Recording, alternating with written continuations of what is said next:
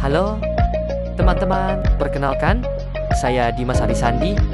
Di video ini, saya akan membahas tentang sejarah, pengertian, serta fatwa-fatwa dalam asuransi syariah. Topik ini penting, terutama bagi kita yang ingin memahami sistem keuangan yang sesuai dengan prinsip Islam. Dalam kehidupan, risiko adalah hal yang tidak bisa dihindari, mulai dari kecelakaan, sakit, hingga kehilangan harta. Dalam Islam, konsep perlindungan terhadap risiko sebenarnya sudah ada sejak lama, yaitu melalui prinsip tolong-menolong ta'awun. Inilah yang menjadi dasar lahirnya asuransi syariah. Asuransi syariah modern mulai berkembang pada abad ke-20. Salah satu tonggaknya adalah berdirinya perusahaan asuransi syariah pertama di Sudan pada tahun ke-1979.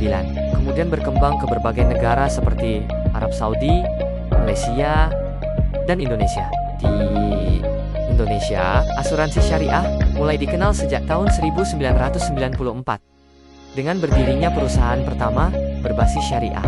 Perkembangannya semakin pesat setelah adanya regulasi dan dukungan dari lembaga seperti Dewan Syariah Nasional, Majelis Ulama Indonesia, yang mengeluarkan berbagai fatwa terkait operasionalnya. Sekarang kita masuk ke pembahasan mengenai pengertian asuransi syariah, yang merupakan salah satu konsep penting dalam sistem keuangan Islam. Secara sederhana, asuransi syariah adalah suatu sistem perlindungan yang didasarkan pada prinsip saling tolong-menolong antar peserta dalam menghadapi berbagai risiko kehidupan. Dalam konsep ini, setiap peserta tidak hanya bertujuan untuk melindungi dirinya sendiri, tetapi juga memiliki niat untuk membantu peserta lain yang sedang mengalami musibah. Untuk mewujudkan hal tersebut, setiap peserta akan menyisihkan sebagian dana yang mereka miliki ke dalam suatu kumpulan dana bersama. Dana yang dikumpulkan tersebut dikenal dengan istilah dana tabaru, yaitu dana yang diniatkan sebagai hibah atau sumbangan untuk membantu sesama peserta.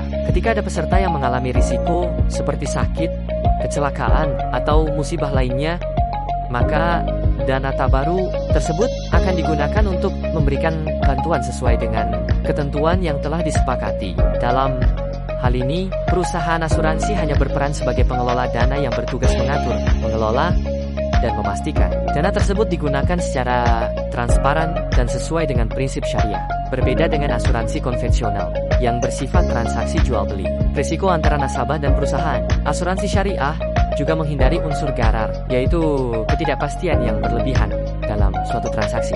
Selain itu, sistem ini juga bebas dari unsur maisir, yaitu praktik yang menyerupai perjudian. Dan yang tidak kalah penting, asuransi syariah tidak mengandung riba, yaitu tambahan atau bunga yang dilarang dalam Islam.